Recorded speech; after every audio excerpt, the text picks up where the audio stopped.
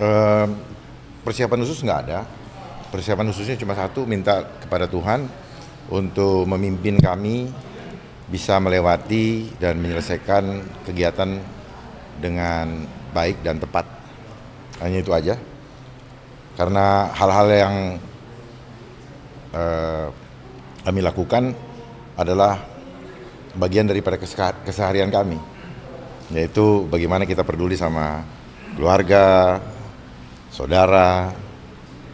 Itu yang menjadi bekal kami. Nah, terkait dengan tema ini kan debatnya penguatan sumber daya manusia dan juga transformasi Jakarta menuju Penguatan sumber daya manusia dan transformasi Jakarta sebagai kota global berkeadilan. Apa yang sudah dipersiapkan oleh tim dalam waktu terkait dengan debat tema seperti tema yang Nggak ada, kita nggak pakai tim-timan. Ya memang kami sudah melakukan keseharian. Gitu. Jadi kami paham apa yang dimaksud tentang kota global yang berkeadilan. Kalau berkeadilan, sila kedua apa? Nah kan, itu kemanusiaan yang adil dan beradab. Jadi dasarnya berkeadilan harus apa? Harus apa? Jadi untuk adab, fondasinya adalah adil. berarti pede ya Pak untuk menjalani debat pada malam Ini bukan masalah pede atau tidak. Kami serahkan perjalanan ini ke tangan Yang Maha Kuasa. Karena kami percaya perjalanan hidup kita tidak bisa lepas daripada skenario Tuhan. Ini sampai dengan debat hari ini bisa menarik suara para supporters. Sekali lagi, saya serahkan kepada Tuhan. Kami menjalankan sesuai dengan hati nurani, tidak dengan teori. Tapi hal-hal tersebut kami sudah lakukan dalam praktek kehidupan kami sehari-hari. Itu. Kalau untuk 3 survei kemarin Pak, itu kan naiknya cukup signifikan. Kalau di debat nanti, apakah nanti optimis juga akan meraih survei? Nanti kita lihat, karena yang akan memilih rakyat. Apabila rakyat berkenan atas program-program yang kami akan sampaikan, maka rakyatlah yang menentukan. Gitu. Ada lagi? dari Mas Gung? Ya Pak Gung. Ya, sama seperti tadi yang disampaikan oleh Cagup kita. Jadi kita menyerahkan semuanya kepada Sang Pencipta, bagaimana kita bisa melakukan secara maksimal, secara optimal di dalam debat nanti. Tentunya ya tadi kita sudah melakukan ya berbagai hal persiapan dan koordinasi, dan karena semuanya kita lakukan sehari-hari ya, jadi nggak ada yang istimewa di dalam persiapannya. Seperti itu. Apa yang terjadi adalah semua dalam skenario Tuhan, semua dalam kendali Tuhan, bukan rencana kami. Karena kami tidak tahu pertanyaannya apa dan kami tidak ini. Lihat, saya tidak bawa satu lembar kertas pun. Ya, saya tidak bawa satu lembar kertas pun. Makanya ini menjadi pengalaman pertama dan berharga untuk bagaimana kemudian. Ya, apa yang saya sampaikan adalah berangkat daripada hati, karena saya yang menulis sendiri programnya. Ya, jadi saya tulis sendiri programnya sehingga saya tahu cara mengeksekusinya.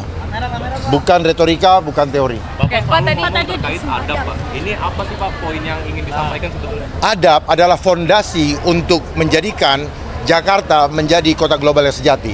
Tanpa adab, semua menjadi sia-sia. Karena adab adalah dasar daripada bagaimana filosofi rumah adat rakyat Jakarta. Itu adab. Ingat, terasnya di depan. Ada pagar. Pagar ini apa? Dia welcome. Siapa saja boleh masuk, toleran.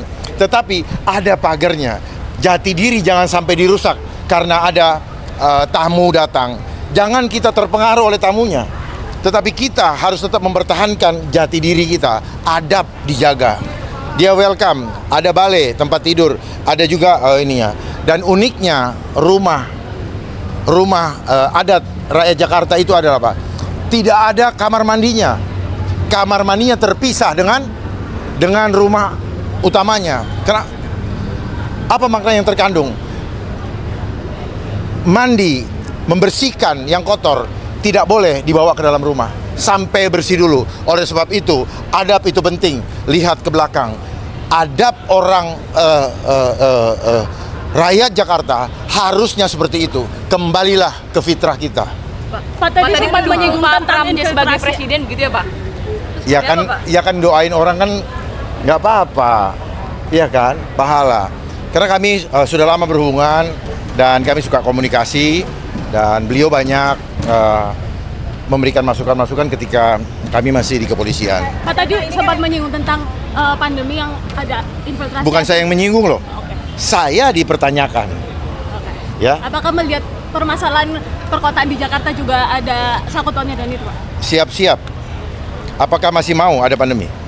Pak Dharma. Masih mau nggak? Pak Dharma ini kan Gimana cara elektabilitas Bapak kan masih terbawa nih Pak. Dengan debat pertama. Nggak apa-apa, mau elektabilitas nol juga nggak apa-apa.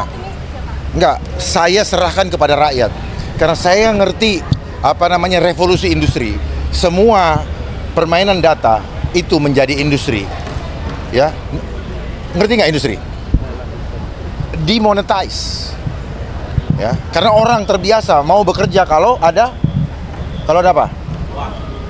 Jawab. Kalau ada anggarannya. Jadi ini harus paham. Jangan kita tergiring oleh opini. Ini adalah cara menggiring opini lewat narasi. Makanya kehidupan ini sebenarnya apa? Perang opini. Lihat aja di mana-mana. Dan itu adalah konsep apa? Konsep ciptakan kondisi. Saya ingin mengajarkan itu. Bagaimana cipta kondisi? Buat masalah, cipta reaksi, beri solusi. Solusinya apa? Saya harus sama-sama saya tidak mau mengikuti cara seperti itu. Saya menggunakan strategi blue ocean. Tidak masuk dalam kompetisi. Karena apa? Karena kami tahu siapa diri kami tahu kekurangan kami, maka kami jangan bersaing dengan kekuatan yang tidak mungkin kami lampaui. Saya tidak peduli dengan lembaga survei ya Pak ya? Ya. Ada lembaga survei ada tidak ikut dari itu. Terserah mau peduli apa enggak. Yang penting saya mengatakan supaya kita semua mengambil kesimpulan yang rasional. Gitu. Karena yang milih rakyat kok. Bukan itu, tapi ini namanya penggiringan opini. Ini perang opini. Lah selama pandemi kemarin apa itu kalau bukan opini? Makanya kan opini itu kan ada yang suka, ada yang enggak, ada yang percaya, ada yang enggak. Ya, saya mah percaya Tuhan. Enggak ada itu di Undang-Undang Dasar 45 itu sebagai bagian dari kepercayaan. Hanya 5 betul? Sama Konghucu 6 betul? Ya kan gitu. Dari Pak Kun Ya. mungkin ada tambahan. Cukup ya?